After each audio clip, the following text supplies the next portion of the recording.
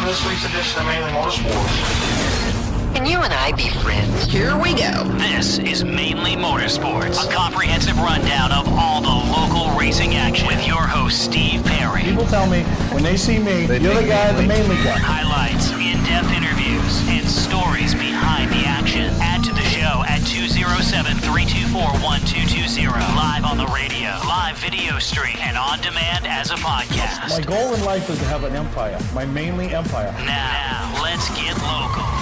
Mainly Motorsports. Welcome to this week's edition of Mainly Motorsports. As you can see, there's somebody better looking than Steve in the seat. Nice.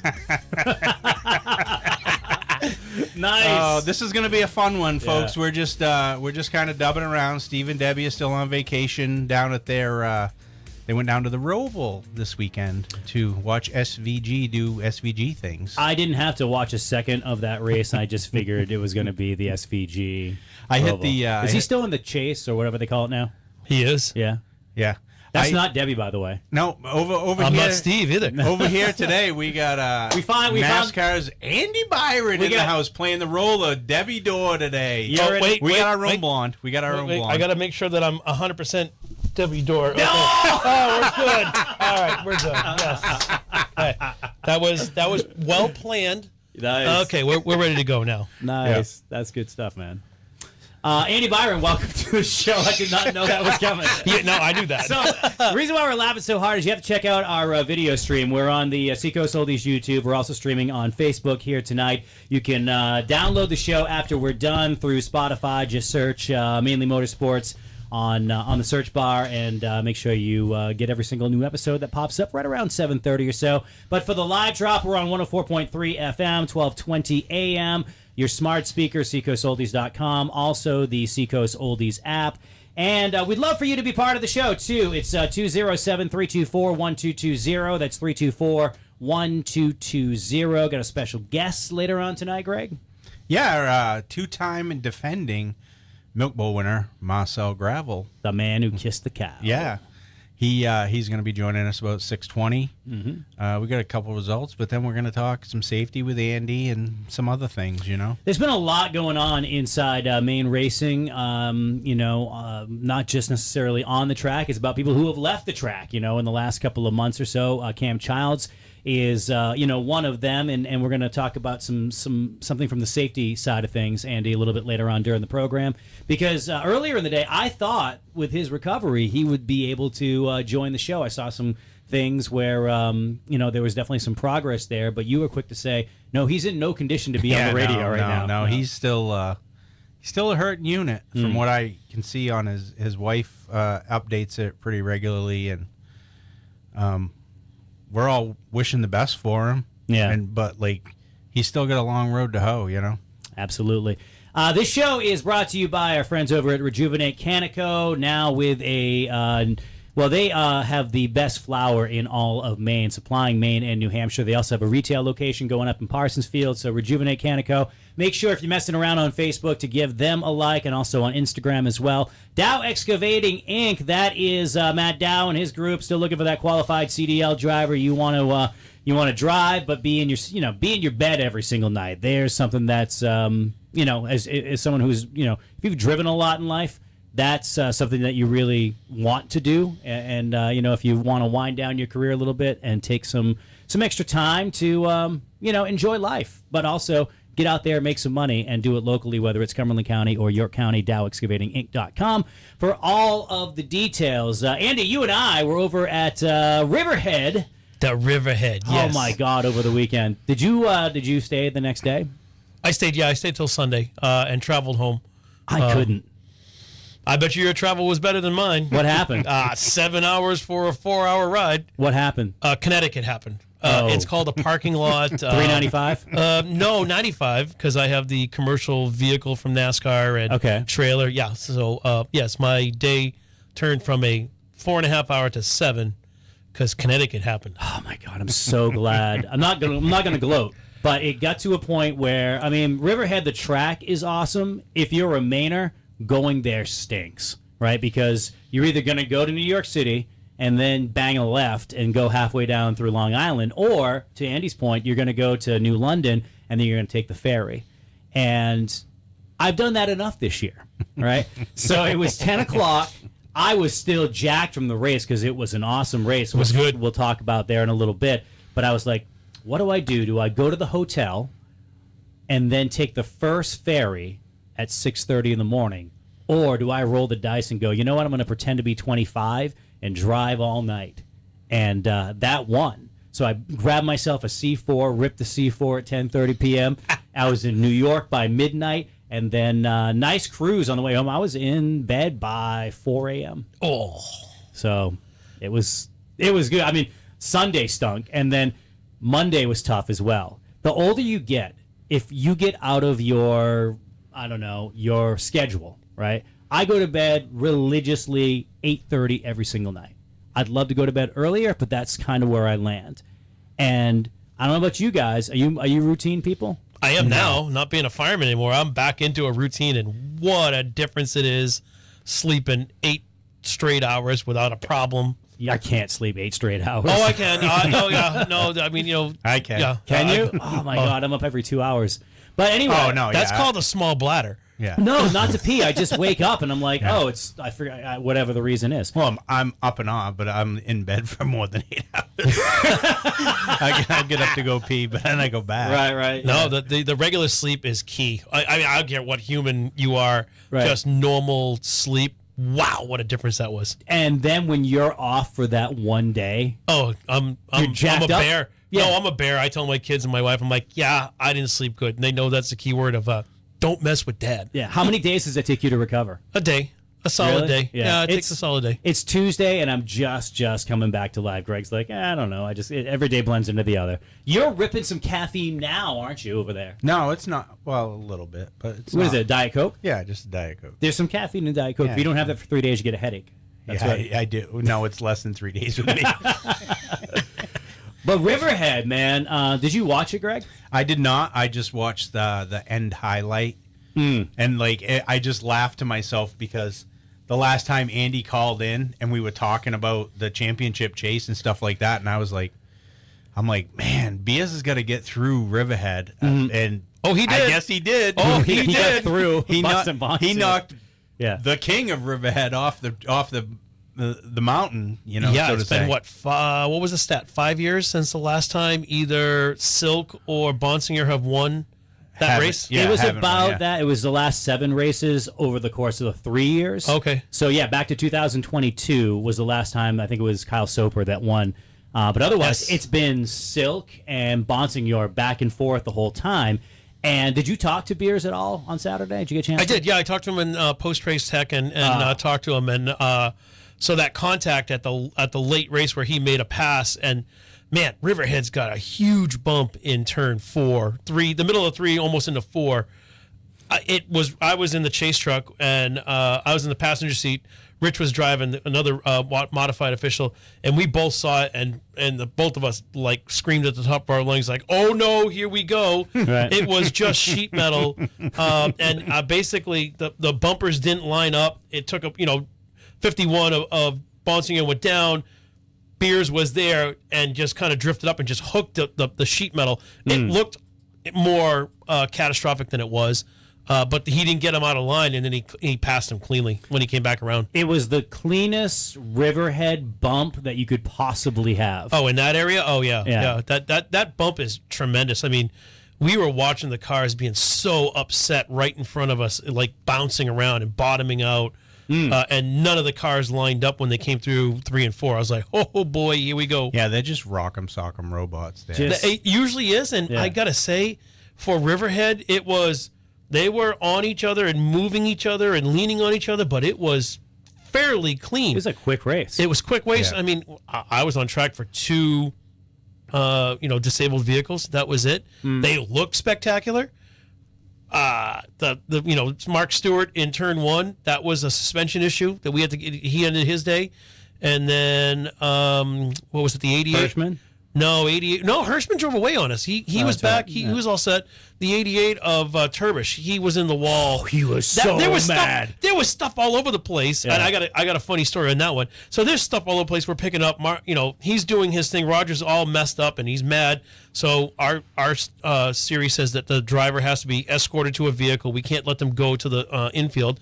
So I said, "Hey, Mark, let's go back." And he's animated, hands up in the air, and he goes to get in the front seat. I'm like, "Hey, dude, that's my seat." He goes, and he went from mad to a light switch, like, "Oh, sorry, man, I didn't realize that." I'm like, "What?" I thought you were going to get punched. No, it was awesome. no. And I give him water, and he's like, "Oh man, thanks." He goes, "Thanks, that was really cool." And I'm like, "All right, we're gonna get you to the outside. You don't want to get anywhere near your car to the inside." He goes, "Oh no, because infield pitting there, you're trapped."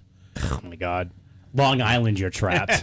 It's like a microcosm. Yes. Who's the most mad you've seen all year after an accident? This year or overall? 2 questions then. This year and then overall. Ooh, this year, mad.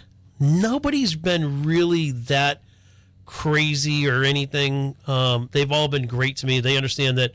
I call it driver binkies in the truck. There's nice ice cold water. Yeah. They can be the maddest and they can be the baddest. Animated. You hand them a binky of water and they just when they drink the water they calm right down. Because Turbish looked like he was like the Tasmanian devil. I was expecting him to run into traffic, and he's was like a true Long Island. Oh yeah, my God. You don't mess with those guys. He dwarfs me. I'm 6'2", and I was like looking up at him, like, oh boy. Yeah. But he was good. It was fun. He was good about what happened. Fun. It was fun. It was. Yeah. And I kind of laughed. We both kind of giggled. He's like, they don't get mad at me. I didn't make the car turn left or right or crash. I just deal with it afterwards. Yeah. Sometimes though, you end up getting the brunt of that. Even as like a race announcer, like it's my fault that I talk bad about them. Yes. But I didn't. I just pointed out the facts. Yes. Like there are a few drivers going into the next race that I'm like, that's going to be an interesting hello. How you doing? Yeah. Because you have to call it like it is, but you can't sugarcoat it and say that someone is doing something that they're not. Right. It happened. You saw it. Your eyes. You have to like you can't be like, Yeah. Yeah, that may never happened before. I don't know why he did that. It's funny. You mentioned, talking to Beers. He's usually one of the easiest guys to get to. He's one of the friendliest guys out there. I could not get to Austin Beers before Riverhead, and I don't think there was anything malicious about it. It's just that they have flipped the switch focus-wise, and that's something that we mildly discussed, probably with you on this show a couple of weeks ago, is that Bonsignore's coming, right? So there were, at the time, 3 or 4 tracks. He owns Riverhead. He's won there 12 times. Thompson, last year he won the pole. He won the race. He won Martinsville's pole, won the race, and just, decimated Ron Silk for the championship and came from behind to win that. So, even though Austin Beers had the championship lead, here comes Bonsignore, and he's the guy that has all the experience. 4-time champion, trying to stack, drive for 5. Be a little worried. And then he had a few mental cracks. There were a few things that I'm like, I didn't see him do that in May. So maybe it's starting to build because he's never been in that position. He's trying to become the youngest NASCAR Wheel and Modified Tour winner by a few months. Priest was 22 when he won his championship. But I think, Beers beats him by a couple if he's able to hold on. But to go into Riverhead where he had not done well consistently. He had a second-place finish at one point. But still, he was not practicing well. He didn't time trial all that well. So I'm like, oh, no, is this the day? And sure enough, he, through the draw system, the redraw. The redraw, the spinning wheel, we call it. Yeah, he ended up like outside pole or something like that. And then he used the track position to his advantage. Big credit to his crew who got him off pit road because they had a weird tire rule there, but only changing 1 per caution, not per stop, but per caution. It's what we call the modified pit assignment. Basically, our pit rule. It's to save to help the crew so they don't have to have a big crew when they're in a short track and stuff like that. So basically, you can introduce only 1 tire per stop. So you can move tires around, but you can only introduce a brand new tire into the 4. So it's a less of a expense for the crews and stuff like that. That's what that's. It's also probably trying to keep people off of pit lane when they don't need to be, really, too, right? Yeah, there's only Correct. 3 guys. Yeah, it's only 3 guys. Basically, a jackman, a tire carrier, and the changer, and that's it. Yeah. So, like, you take a Justin Bonsignore who finished second in this race, right? And, he was leading after track position and everything, but he put his tires on a little early, and I think just plumb wore them out. And Beers, you probably seen the highlight reel, whether it's on NASCAR Regional, where it just seemed like, we've all been around the game for a long time. When you see something and you know that moment is bigger than the moment itself, and it's something that we'll probably talk about for, the coming weeks or months after that, that was metaphorically a changing of the guard of, I'm here for the championship, and if you want it, you got to go through me, and I'm in your house right now. Right. So he's certainly not backing into it. No, and what is there? Two left, Thompson and Martinsville? Yeah, Thompson on Sunday, we're a one-day show, and then Martinsville's a Thursday race, and that's where we somebody gets the clock and they get the championship. That's great. Yeah, that the move Beers made, I was like, oof. Yep. He's I've never seen him do it. He's going after it. And maybe Justin put his tires on early because that's how they've always done it there. You know what I mean? He needed to because he had some issues early on. Oh, okay. So, I didn't know if he was just trying to jump the crowd so he didn't have to try to come back through traffic. I think it was half that because people wanted to see how the tire fall off was. And if the tire fall off wasn't that much, then the track position early of you got to get around me and I'm Justin Bonsignor at Riverhead, and that's just not going to happen. Right, late at Thompson, they can put tires on because there's plenty of room for them to maneuver around. Yep. Riverhead, it's a bottleneck, nothing. Oh no, if you're either getting the mover or you're getting moved you're the better of the two battling. Yeah, so that was a really, really great race. Couple more for the NASCAR Whelen Modified Tour, and season-long championships coming right down to it. Speaking of moving around, there was a lot of moving around on another quarter-mile track, Thunder Road, and they were on top of each other, figuratively and literally. And segment 1 crashed lap 1, and then segment 2 crashed lap. That's the only part that I saw. Yeah. So we are going to get a great lowdown from the guy who, for the second year in a row, is the king of the road. He kissed the cow. He is after these. It is Mainly Motorsports on Seacoast Oldies. We're back in just a minute. Getting older doesn't have to feel like it's a constant battle. Rejuvenate Canico offers natural relief, thoughtfully made, just for you. No pills, and you don't have to go through a series of specialists to get the relief you need. Rejuvenate Canico supplies dispensaries with the highest quality handcrafted flour across the Northeast. Connect with Rejuvenate Canico on Facebook and Instagram and stay connected for a new chapter of Rejuvenate. But more on that later. Rejuvenate Canico. Quality, care, consistency. Retired doesn't mean you're done. If you've still got the drive, Dow Excavating has the wheel. Dow Excavating of Hollis is searching for a part-time CDL driver. You'll drive parts of York and Cumberland counties. Local routes for a family company with local roots. Competitive pay for someone who's put in the miles and enjoying the ride of life. Find more information at dowexcavatinginc.com. That's dowexcavatinginc.com. Dow Excavating is an equal opportunity employer. And now, back to Mainly Motorsports. Welcome back to this week's edition of Mainly Motorsports. I'm over here taking notes, and Andy springs it back on me, and I'm usually just sitting in the corner like a bad boy, but that's today right. I actually have a job. You're a big boy today. By the way, if you're wondering where Steve and Debbie are, they're in counseling. It's just that it's not on the radio this week. Andy, we're going to try to not argue at least today. Yeah. You and I. Andy Byron, by the way, if you're just joining the show. Yeah. Debbie Byron over here. Debbie took her hair off. She was getting hot. Oh, my God. So you have to watch this on Facebook or on YouTube. The Seacoast Oldies YouTube channel. Give us a follow there. It really helps as we try to build that audience as well. And anytime you see us on social media, it doesn't hurt. It basically supports local business. It supports what we do here, and it doesn't cost you a thing. Just hit a like, hit a follow. And hit a share, too. Nothing really helps like a share, and getting the word out and building those numbers up, because that helps us on the other side of the advertising part, which, again, keeps the machine running. So, Milk Bowl, everybody talks about the Stack'em. And was Marcel involved with this one? No, he actually, if you watch the replay, I think he jukes it down through the infield. Yeah, he checked up and went, I turned left. Yeah. That's the only way that's the only way you get away there, So I haven't been to the Milk Bowl for about 10, 15 years, but it's consistently one of my favorite races, just scheduling wise and whatever. Yeah. I haven't made it up there. It's, I think, the coolest.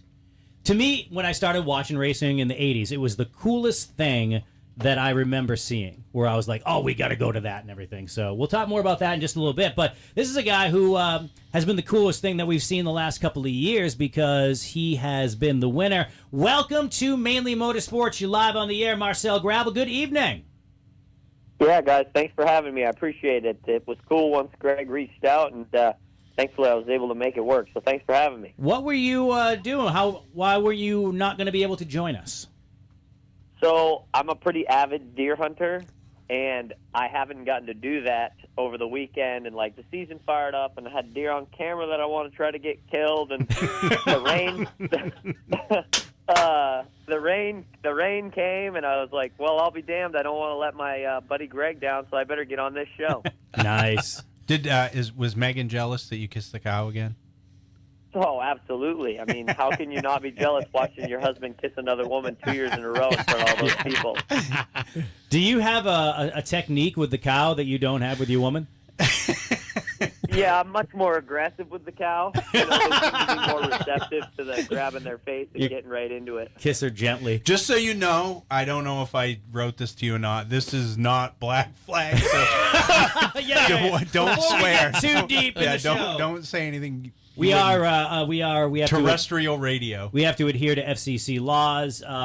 There are people Okay, so we're child friendly. Yeah. Child friendly. Think of this as the GPG rated show. So that's funny that you say that. So I honestly haven't got a chance to go back and watch because I was at Oxford spotting on Sunday. I mean, I was watching on my phone as much as I could, but today on Facebook, I'm scrolling, and the kid who won the kids' version of the mini milk bowl's eating his morning cereal out of his mini milk bowl. I did see that. So did you eat your cereal out of your milk bowl this morning, Marcel? Yeah, nah, I should have. That would have been a lot of cereal. I'm not that big into cereal, I don't think. What do you eat for breakfast then, besides venison? Well, I'm a big-time skipper of breakfast. My wife tells me it's quite unhealthy, but if I can get a hot cup of coffee in me when I get up, I'm usually going to be all right for a while. So I normally skip it unless she makes me something. Have you seen Marcel? He's like 125 pounds. Well, that's why. Is he an intermittent faster?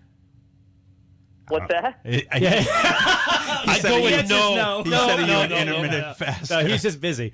No, intermittent fasting is where you go like 16 hours without eating. It's and you have like your feed window. That's called a race day for him. Yeah. Exactly. Good point. Yeah.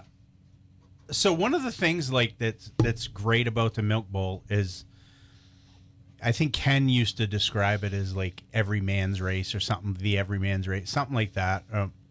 So what people, you can watch it on TV nationally now and see what happens. Like, I grew up going to it and stuff like that, but like, tell people, like, everybody out there has a job. You have a job. Jason Corliss has a job. Everybody. So, tell it. What do you do for the regular guy during the week? What do you do as a regular guy besides get out of work and go kill deer? Yeah, sit in a deer stand. Yeah. No, I've worked at Hannaford Supermarket. It was like one of my first jobs that I had in life. And I've worked there for like almost 13 years now, and I manage a couple of the departments. I manage the meat, seafood department. Yeah. The dairy. Yeah. Right, so kiss a cow on Sunday, butcher it on Monday type of thing. Oh, man. What's your favorite cut of steak? Ooh, it's actually an underrated one, and me and Megan are getting ready to have them here in a little while. It's a chuck eye steak. Like, I really like ribeyes. Like, I mean, I'm a pretty standard guy when it comes to that, but a good chuck eye is a little bit cheaper, and it gives you the same kind of flavor and marble and stuff. I go for a good chuck eye. How's that different than a porterhouse? No bone. No bone. All right. It's all like, yep, no bone and no tenderloin. The porterhouse has a little bit of strip with it, a little bit of tenderloin. This is just the chuck and like a little steak you can get off of it. That's a butcher right there. Yeah. Like, Greg's drooling. We're gonna make a Tommy Boy reference before too long. So, like, my grandfather was a butcher when I was a kid, so I've learned all this different stuff too. Cool. And I actually, I'm anti-bone in my steak. like T-bone, porterhouse, any of that. Really? I don't. Like, everybody's like, oh, that's what the flavor is up by the bone, blah, blah. No. Everybody talks like that. I don't want to deal with it. Right. If I get a 16-ounce sirloin versus a 16-ounce T-bone, that bone is still in there. That's 3 ounces of steak I Right. could have. Yeah, good point. I love that is a good point. strip, porterhouse. But what is yours again, Marcel? I like the chuck eye steaks, Chuck but eye steak. that's just because I'm cheap and I got to pay for racing. If I didn't race, I would probably always go for a bone-in ribeye. I am a sucker for a bone-in ribeye. Yeah. So is Andy Byron over there. Yeah. By the way, some of our listeners thought that Steve and Debbie eloped this week, and that's why they're not on the show. No, legit, that was a comment. And then what temperature of the steak do you like when it's finally cooked? So I grew up in a well-done household, which is a real shame. My dad did a lot of great things, but that was one thing I wish he wouldn't have done to me. So as I grew up, I mean, now me and Meg, when we cook them, set the internal to maybe 125. I don't want it to be like still alive, but I don't mind it being a little pink, maybe a hair past that, Yeah. Do you foil it after you take it off the grill? Yeah, so I've actually just recently started getting into the reverse sear thing, and I like doing that. Put it in the oven, get the good cast iron. My brother got me some nice cast iron for Christmas. His money, not mine, and sear both sides of those sucker and eat it. That's awesome, man. Marcel Gravel is our guest here. He's this is not steak talk. It is the fact that he won the Milk Bowl on Sunday, and one of the biggest things I think, even if you didn't see the race, everybody knows what happened at the beginning of the second segment. What was going through your mind when that whole thing unfolded? What was going through my mind is not kid-friendly for radio, so I'll give you Thank you for that. It was something, right? Yeah. My dad had time to get out, chuck up, and I was in the grass. And thankfully, I have wrecked in that first lap melee in the second segment of the Melt Bowl, I don't know, 2 or 3 times now, so I was pretty well prepared for it, and it was a big old oh crap moment, and me and Corliss were both able to scoot by it and live to see another day, but it was definitely a wild scene. So, like I said, I was like watching on Flow on my phone while in between my duties on Sunday, and I saw like that you won the first segment, and I was like, oh, like that thing's turning good. And then I had to do some stuff for like heat races or something. I come back in second segment and I saw the big crash and stuff. And then I like looked on a little bit later and I'm like, he won the second segment. So what was going through your head after you won the second segment? Because I'm like, oh, they're in trouble now. Because he's already obviously not, but was it like a sigh of relief? I got 2 going into the third segment. Yeah, it was tough, because like all of a sudden all the pressure was on you, right? Like you've won both segments so far, and sure, obviously, we're not fools. We know that wreck played a huge deal in it, but like it was still pretty crazy going in because Corliss also got through there. So like here I am with 2 points. I think he had 5, so I'm sitting there. And I can't even be comfortable, and I just won both segments of the freaking thing. You know what I mean? Like, that's crazy. So it was like a sigh of relief for a second when I won it, and then they were like, oh, yeah, Jason finished second or third. And it's like, well, of course he did. We just both skated by 15 trashed late models on the front stretch. So I still didn't really get to breathe until probably about, 5 or 10 to go. I felt pretty comfortable. My dad told me the field was pretty spread out. I thought we were going to be able to bring her home. So that's probably when I started to breathe again, was about 5 or 10 to go in the last one. Now you had another good year at Thunder Road. Not the year you wanted probably, but like it certainly helps cap it off with this again. It has to. Yeah, our program, we are one of the few people left that works. We work really close with Port City Race Cars, and we've been really working on our slick track program, and we just always seem to struggle late July. No, not even late July, early July. The month of July, we're no good. And we were better this year than we'd ever been, but we still weren't good enough to hang with that 66 and Pelkey for the title. They just kind of navigate July better than us, and then as soon as we get it back into August, we really, turn the wick back up. So we were actually a little bit nervous going into this one just because we saw the weather for Sunday, which was very un-Milk Bowl-esque weather. I mean, I think it was 80 when we took the green, so that's pretty hot. So we were nervous, but we've been doing a lot of work to try to make our slick track setup better. And on Sunday, I mean, my dad couldn't turn a bolt wrong on that thing, and I could hardly turn a wheel wrong. It just all worked out great. Has to all work for something like that to come together. So you did the throw. You threw the throwback to it was Pete Fecto. Yep. There's a relationship there, I think, and so explain the relationship that you have with Pete and why you did the throwback for Pete. Yeah, so Pete was he lives like, I don't know, 10 minutes from my parents' house, and my grandfather and him are like childhood best friends. So he owned Riverview Garage, and he was the first like person my mom would bring me there to like make me talk to him as a 6-year-old kid to try to get him to sponsor my go-kart. Yeah. So like it was somebody that my mom trusted. She would bring me in the parking lot and she'd be like, you go in there and you talk to Pete. I'm like, all right. That so doesn't like, happen go in today. there and known Pete for a long time, and he has sponsored. If I've driven it, he sponsored it. And then when my dad raced late models in the late 2000s, he raced for Pete. So our connection to Pete goes back a really long time, and Pete was really good for both of our careers, and we get to do a lot of things that maybe we wouldn't have gotten to do without that connection. So when I knew I was going to do a throwback, it was a pretty easy choice. Yeah, and it's cool that you won 2 years in a row, but it's cool that the first year you did it basically in your own stuff, like your own design. And then this year you did it with Pete, Yeah, that was, and I mean, obviously you can never tell when you're going to win this race because it's like the toughest race, that we do to win. And that was always my goal. I mean, I kind of pioneered the throwback thing, and then I started feeling like we were getting really close to winning one of them, and I didn't want my first one to be in somebody else's colors, so like I stopped the throwback thing for a couple of years, and then I told everybody if I could win one that I'd do it again. So I'm a man of my word, and when we won last year, I was like, now I'm gonna have to do another dang throwback. Yeah.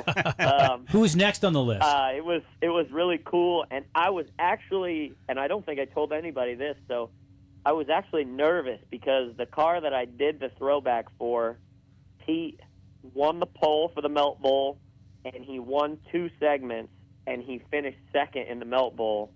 And when we rolled out for the third segment, I was like, oh, my God, we better not Repeat finish offender. second in this Melt Bowl. Yeah.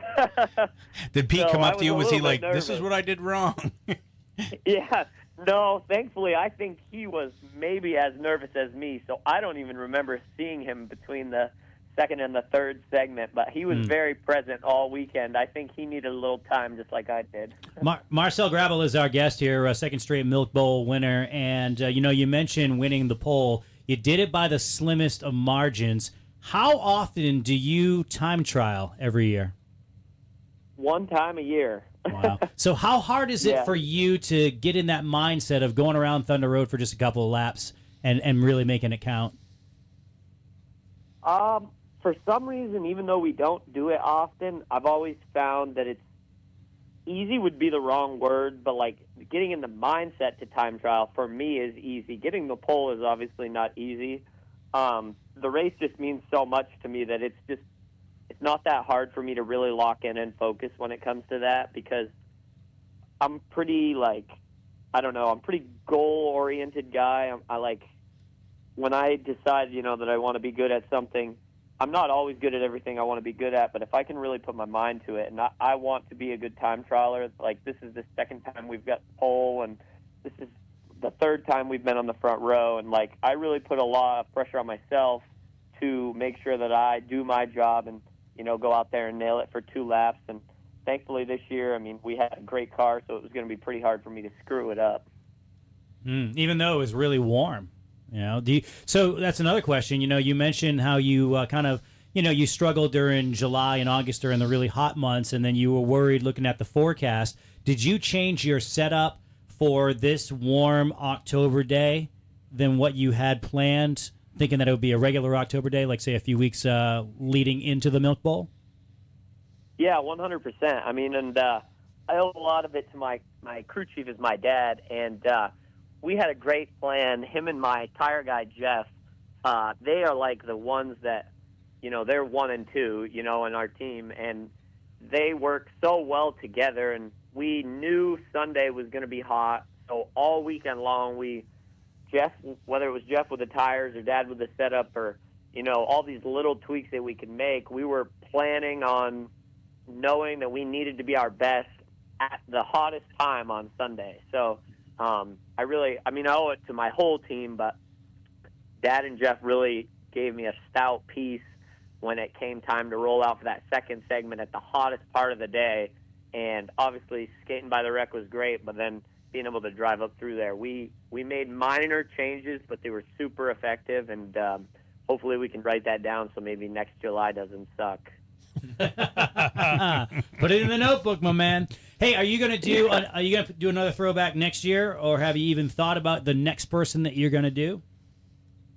I haven't thought about it. No, I mean I've had so much going on with you know, just all the texts and posts and everything that I have going on, you know, with all the cool stuff that happened, and everybody sending me pictures and calls and texts, and getting to do like a show like this, and then I got a couple other podcasts to do. I haven't really gotten to think about it at all, but once I do, hopefully I can come up with something cool. Anybody that really knows Marcel knows that, like, Milk Bowl's over, hunting season's here. Yeah, that's right. It's like it's focus number 2. And what's the weapon of choice? Are we archery right now, or are we rifle? Yeah, no, I'm big archery guy. I love compound hunting, and I am getting ready to go to Ohio in a couple of weeks here. That's like shooting fish in a barrel. I've been there. I've seen those. You shot fish in a barrel? Yes, I've been there. I was at a friend's house, and he's like, sounds highly illegal. We gotta go. And I'm like, what? He's crossing the road. I'm like, who?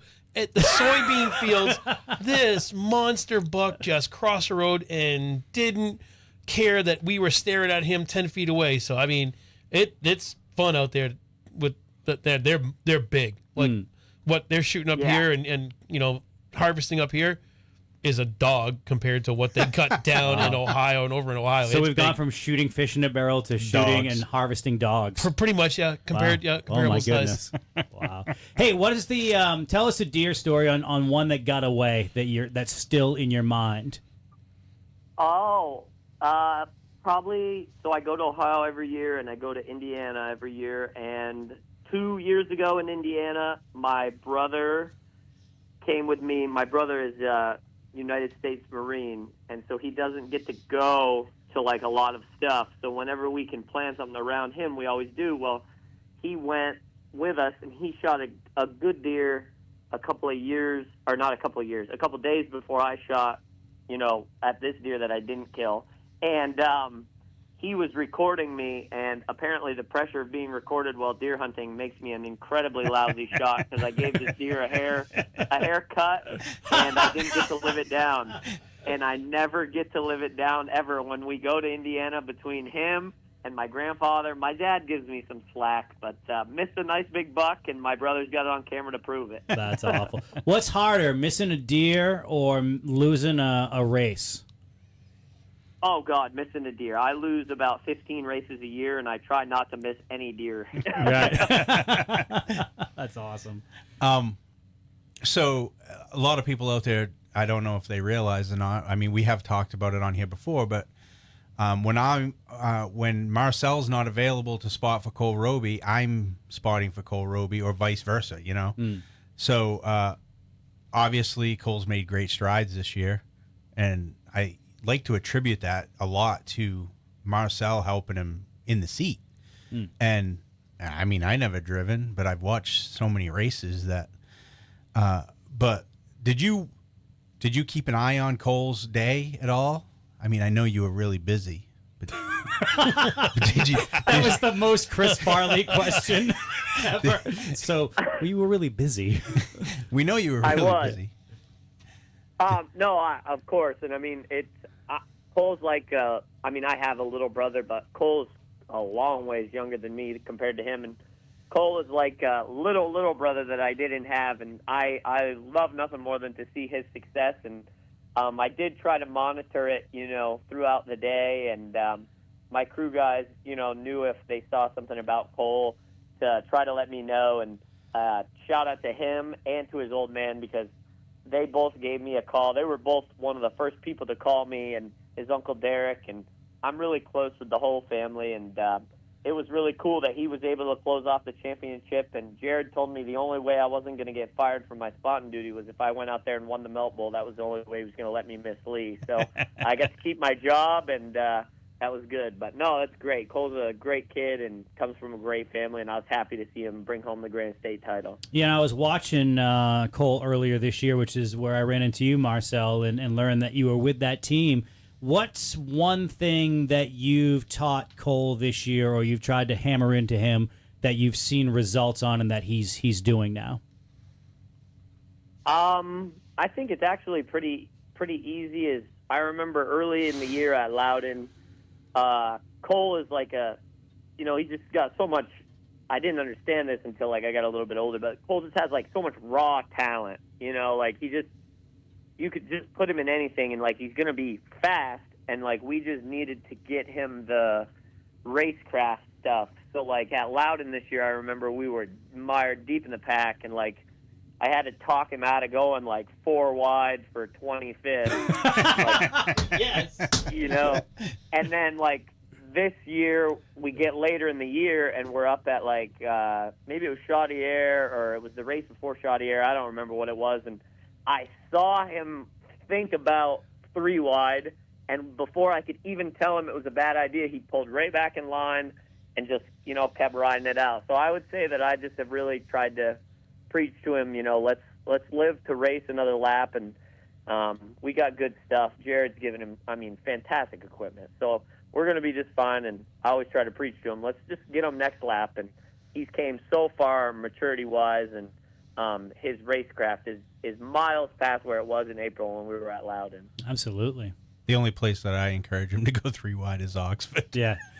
That's where I saw him do that. And he passed half the field. Yeah. Because no one else had the nuts to go out there, and either they weren't as nuts or they just didn't have them.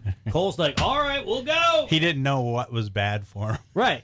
You can't pass on the outside of and turn 4. I had to teach, I had to talk him through it earlier. I'm like, you have to do this. You can't, you got to roll the corner. You can't apply the brake at all if you can help it. You know, keep the wheels as straight as you can and use the throttle as much as you can. Yeah, no, he's certainly come a long way. It's cool, too. We've got to get him on the show again. Cole Roby, a champion of the Granite State Pro Stock Series at Lee. And we're talking with Marcel Gravel, who's had a big piece of Cole's success, but a lot of success on his own. Obviously, with the rain coming through Vermont right now, are you going to be in the deer stand tomorrow at this time? Because it seems like it's going to cool down. I sure hope I'm going to be. I'm going to try to get out there in the morning myself. I try to save a lot of my time, my paid time off. I try to take this time of year, and I love nothing more than just getting out there and totally disconnecting from. I love to race, but it takes so much of you to do it at a high level that when you can disconnect from it, it's refreshing. I mean, it's tough when you win the Melt Bowl to be like, hey, I'm anxious to disconnect from this. So that always sets me back about a week or two, but good problem to have. Yeah, no, that's cool. Jason Aldean does the same thing. He obviously is as big as he is, but still, even at the place in his career he's like, there are 3 weeks that you're not going to talk to me, or we're not going to do any record label stuff. I don't care how much money is out there to do private shows. I'm going hunting for 3 weeks. Nice. And I think Martin Truex Jr. was kind of the same way, too. Yeah, he does a lot of the fishing and the hunting stuff, yeah. Marcel Gravel, go ahead. Oh, I'm going on a trip with Cole's uncle, Derek Nealon, he spots for Kyle Busch there, and me and him were talking, and we're like, dude, we better not talk about race cars one time on this deer hunting trip. Then what are you going to talk to Derek about? Snowmobiling. Oh, just deer. Yeah, beer? Just deer.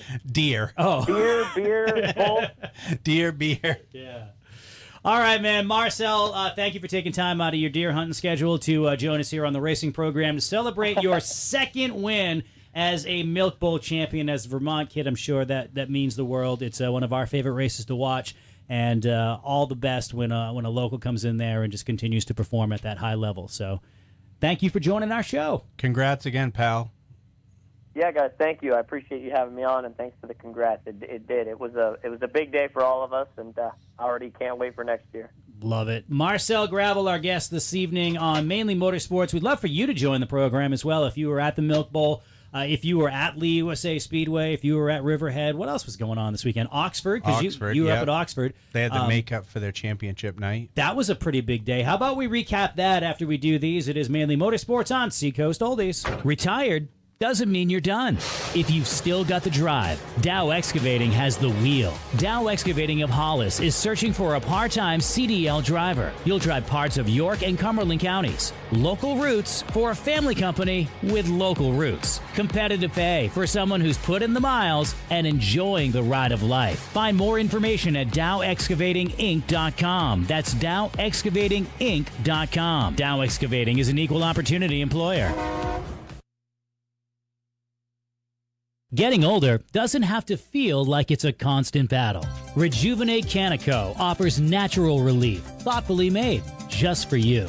No pills, and you don't have to go through a series of specialists to get the relief you need. Rejuvenate Canico supplies dispensaries with the highest quality handcrafted flour across the Northeast. Connect with Rejuvenate Canico on Facebook and Instagram, and stay connected for a new chapter of Rejuvenate. But more on that later. Rejuvenate Canico. Quality, care, consistency. And now, back to Mainly Motorsports. Oh, welcome back. That was the most Marco thing you've done all You want me to do mine? Welcome back. Joey Dewar. Up with Andy So we Byron. have results from the Granite State Pro Stock Series at Lee USA Speedway. I don't know owned by why. Ben Basowski and run by John Espernat. They get up there on the turn 2 and got something close We to the just wall. we just got the results for the Granite State because I'm a slacker. I didn't look them up. Okay. But we know that Joey Dwyer won the Granite State race and Cole Roby capped off the championship. Pretty much just needed to start the day. Knew that from Bobby MacArthur's post. Yeah. Bobby MacArthur. Why is he yelling? He doesn't know that he's yelling. So I was at Oxford because they were closing out the championship season. I was there with Garrett Lamb spotting. They had a 100-lap cap off the season for the Pro Stocks, and Austin Terrace won that. Going into the past 400 weekend, Right. kid's looking like Austin Terrace. He's a 250 champion this year. And then the champions at Oxford this year got to adjust the glasses as Pro Stocks with Scott McDaniel, John Brill in Limiteds, Billy Childs Jr. in Street Stocks, Cody Childs in the Running Rebels, Tucker Verrill in the Rookies, Thomas Richard in the Thunderstonks, and even though they pulled the plug on him early, William Barker still nailed down the Cruisers Championship. nice. That's what I got for that. Let's talk some safety stuff with Andy. Let's have some tech conversation. Yeah, I mean, safety's come so far in the amount of time that you've been doing it. Andy, how long have you been working with NASCAR and safety? NASCAR, this is going to be my 8th year coming up, and then working for Dick Gerard and Dale Gerard with Speedway Safety 20. What's something that drivers still need to do? Oof, look at your head surrounds, look at your seats. Even you go to the swap meets, you buy the seats, sit in the thing with your helmet on, make sure that, that the head surround is high enough that, so like everybody's like, oh, the head surround takes care of everything. No, head surround does left to right. Your Hans does forward backwards. If your head surround is lower than looking out the left, basically like we look at the eye socket, that's where your head surround should be with your helmet on, so that when you take that lateral hit, your head doesn't kind of crane. It's not above it. Basically. Correct, and it doesn't crane up and add a pivot point higher. It stops your head on that left or right. How often are you supposed to replace like your helmet and really what surrounds your head? So what happens is a helmet will do like a ski boot. It'll pack out. I'm not asking for the upsell, Greg. No, I'm laughing because these questions are all things that I was thinking like I wanted. So NASCAR is real stringent on helmet ratings, Hans certifications, seat certifications, fuel cell everything. They're like everything's the window net. Like so NASCAR's really, because that's their business, you know. So you go to local short tracks though, and it's basically you'll find a seat that may have been recertified 6 years ago. So when you say NASCAR, does that go for the weekly divisions within NASCAR? No, it's Series? Tour. No, So Tour. it stops at Tour. Correct. Okay. Yes. So you could be doing like a Wheel and Modified Tour event, and all the guys, all the drivers would pass that, and then you have like the Bang Bangers, and it's a different story. Correct. Right. Like, NASCAR track might require you to wear gloves, but it doesn't require you to not cut the 2 fingers off so you can smoke your cigarette while you're racing, or have sneakers on that aren't, that have a lot of synthetic materials that. I mean, we love New Balance here on the show. I love New Balance too. Right? We all wear New Balances today. New Balance makes a fire-rated shoe. Do they? Yes. Cool. So, like, not that I need one, but I'm just glad that they do stuff like that. So it's funny that you talk about helmets because this is 2025. Helmet certifications are every 5 years, right? So like the 2020 date, like I don't know what is NASCAR. 15 is going out this year. So will be a 20 and a 25. So they give you a grace period. So next year, because it's like a 10-year window, right? And so right now we're 20 SA 2015 and 2020. 25 is going to come online this year, and we're going to get rid of the 15s. So basically, if a driver has, and you could, if you find it, you can still buy a brand new 15 helmet. Yeah, old stock. Right, but they're still like, they're okay. When you go on 140 at Loudon in the mod, it's not okay. Right. You know. So, but fitment also comes into that. Yeah. I mean, legitimately, if you put a race helmet on and it's loose, it should be squeezing your cheeks so you're and biting pushing it up to your eyeballs because you don't want the gaps. The gaps in the headrest, the gaps behind your head. Where am I going to put my cigarette? You got to push the button for the old, the street stocks. So smoke it. It's all cocoon. That's probably a good way to describe it because, like, when the driver is sitting down in the car, their legs should be contained. Thing in the middle, steering shaft. There should be no voids in your body in the seat. Yeah, a knee knocker. But like the seat should be like a lot of the seat stuff now is all even you see carbon seats and stuff like that. But carbon seats all have inserts, or they should. And a lot of the aluminum seats are now inserted also. And they're building custom inserts to the driver. So it's I'm a weekly guy. Right, and it's the end of the year, and I'm online, and I see a bunch of stuff on Marketplace or the places that you go to buy this stuff, and I want to upgrade my material, but I realistically don't have the money to do all first class stuff. What are the 2 or 3 most important things that I need to upgrade on my weekly level if I'm just running the basic stuff? Like, what are the most important safety things? Well, definitely helmet, definitely Hans, and your seat. So your 3 biggest investments should be absolutely. those 3 things. Yeah, absolutely. Those are the thing. And then after that, if you're, what I call driver's uniform, if that doesn't have any holes in it, because that doesn't expire. But, I get it, the weekly series guys are going to be wrenching on their car. It's going to be down around their ankles. They're going to be digging in the car. The oil degrades that material. If you're going to be wrenching in your car, get out of that thing quickly, or put something that you're not, covering it in oil or that type of stuff. Because it makes it more flammable. It does. It adds. It degrades the material and it changes the material's performance under a fire, thermal insult. Well, I'll call it that. So you can have the fire suit that's the most badass fire suit, but if you got oil on it, it makes no difference. Yeah. Correct. Yeah. Okay. It's like pouring gas on your T-shirt. And then also you got to look at the manufacturers and launder it the right way. Don't use softeners. Don't use dryer sheets. It's got to be laundered the right way, because you can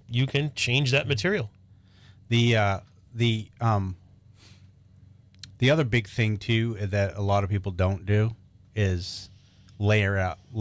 You know, you're talking seconds with a fire suit. So a lot of times people don't layer up, and what I mean by that is like fireproof underwear, right? If you ever see somebody, and I don't care who it is, I'm gonna call out. I'm not calling out a name, but if you ever see somebody wearing an Under Armour shirt that's like the dry wicking shirt or something like that, Bobby MacArthur. Yeah, no, he wears a tank top. Okay, but like that polyester type material, right? That's dry wicking or whatever underneath their fire suit, they're an idiot. Yeah, when they get the thermal insult, they're going to be wearing that shirt for a long time because it will be embedded in their skin. And if they don't go to the burn unit, it's called debreeding. Yeah, that is not a fun process, and it's not comfortable. So let's just take a track and say an SFI rated 32A5 suit. That's a rating, and if you go on SFI and you look at it, and it says this garment is meant to hold for a uncontrolled fuel fire for 20 seconds. You're still going to sustain a second-degree burn. Second-degree burns are not comfortable. Outside of the second-degree burn is a first-degree burn. That's a sunburn, and and then if you're in there more than 20 seconds, you're going to get the third-degree burn. That's all not comfortable. Yeah, I'm uncomfortable just listening to that. So basically, what he's saying is like that type of material, like if you're in a fire, you might not get hit with fire, but that material will shrink to your skin. It's like shrink wrapping yourself. Right, which you don't. You're not a boat. Right. You don't want to do that. It's not that time of year you want to do it. We could go on for hours. It's that time of year though that champions are being crowned, awards are going to be coming up too, and Maine Vintage Race Car Association came up with a pretty nice list of finalists for one of their upcoming awards. Greg, you want to expand on that? Yeah, so obviously the Hall of Fame banquet's coming up November 1st. I think it's first is Saturday. I'm bad. I'll look it up for you. I'm pretty sure it's either the first or second. But so it would be if it's a Saturday, it's the first. Yep. So part of that is the Main Driver of the Year, which is a process that goes through the Maine Vintage Race Car Association. So those drivers are chosen for their accomplishments by a committee, and then this will be voted on by 21 members of the advisory board and board of directors. It's a lot of people. So in the last few years, it's been decided by under 3 votes, under 3, whatever. But this year's finalists for that are Austin Terrace, who's been on a tear at Oxford this year, and no pun intended. Totally intended. Yeah. Bobby Timmons winning the Star Speedway Super Modified Champion. Yeah. 350. Stingray Bob. Scott McDaniel, the weekly Oxford Pro Stock Champion at Oxford Plain Speedway. Nick Hinckley, the Pro Stock Champion at Wiscasset Speedway. And Cole Roby, who's the champion of the Granite State Pro Stock Series. Now, he gets in because he's a main driver? Yes. Okay. So, basically, the committee went a little liquid when we started losing tracks in Maine. Unity went down for a while. They're coming back. But, and then when Beech Ridge closed, the people just fanned out. So, when that happened, we decided, if somebody is a main driver and they win the Granite State Pro Stock, then that puts them on the list, the short list. Well, it's consistent with what the club has done in the past with the Hall of Fame. Right. So if someone accomplished a lot abroad, but they didn't do a lot in Maine, it would be tougher for them to get in as a main driver. Right. So congratulations to Cole Roby. Certainly turned a lot of heads this year. And the same that same thing, the same vein is we included the drivers in premier divisions from Lee, Star, and Groveton because that's where a lot of the people from Beech Ridge went. So that's just a basic rundown on it. That's cool. It's a tough award. We can talk more as we get closer to that. I think we'll do that next week because we're going to have another show. Stephen Devy will be back next week. They're on vacation over at the Roval. I don't know what is going on there today, why they're still on vacation. They're probably back, just didn't want to come in. I get it. But Andy Byron, thank you for coming in today. Debbie had to move the pillows on the bed for Steve. I got to put Debbie's hair back. Dude, how many throw pillows on your bed? None. No, I don't have any either. No, really? I got dogs. They throw them off. They eat them. No, they could. Yeah, I guess so. Right. What's coming up this weekend? We get World Series, right? World Series. Yep. Sunday show just for me with the modifieds. One and done, in and out, same day. All right. What are you doing? I'm actually going to be at DARF this weekend. Do you know what a DARF is? I learned Paul. Why did I call him Paul? Jeff Brown. Yeah. Jeff Brown. I'm like, because he has supplied us with some of the photos we've used for the teases and whatnot, and great photographer. You know, that's another thing. We're blessed with so much talent. I don't want to leave anybody out, right? So just everybody that does this, all the racing photographers, they do what we can't do with our iPhones and Androids. Yeah. You know what I mean? So shout out to all them. Jeff being one of them. He was like, yeah, I was just a DARF. And I was like, so I don't know what that means. You know, so he explained it to me. Classic. It fits so many people. Yeah, It's I know. So But me and my girlfriend are leaving Friday morning, and we're going to Thompson for the weekend. Nice. Oh, I'll see you down there. Yeah. I'm gonna try to like. No, you cannot hide. Look, Yeah. I mean, your stature. No. Yeah, no. I'm just gonna be. Dude, you could blend in. I'm just gonna sit in the grandstands. Yeah. I'm gonna just. Just tell him you're spotting for somebody else. No, I'm just gonna probably drink beer so they can't. You and Collins. Yeah, that's awesome. I'm actually going to be over at the LST Motorsports Park this weekend. Oh. We're going to be filling in for Ken, who's got some duties this weekend. So Steve and Deb asked me to fill in. So I'm going to go up there on Saturday. LST graduate. Congrats to Jace Pastore. Oh, hell he yeah. started his first rookie race at Oxford. I saw that. Won. Yeah. That dude, he's going to be something. He already is something. He's playing chess against checkers. Yeah. That's awesome. But I've seen him progress rapidly in a saying the same thing, I guess, rapidly in a short amount of time. Yeah. But yeah, shout out to him. We got to get him on the show sometime during the wintertime and get Joe on there too. But Andy Byron, thank you once again for being a guest on the show. You're welcome back anytime. It is Mainly Motorsports. Thank you to Rejuvenate Canico and Dow Excavating Inc. for making this show possible. We are back next Tuesday at 6 o'clock for the live drop. You can also get this in the on-demand section of the Seacoast Oldies app and, of course, all streaming platforms. Including you, Apple. Hopefully we can get that straightened out real soon because Apple's just really, really tough with everything. Hopefully we didn't lose viewers with this mug on the team. Oh, no, we're fine with that. But if you want to get it on demand, please subscribe to Mainly Motorsports across your favorite streaming platform. And we're back next week. This is show 717. WWSF, Sanford. Seacoast Oldie.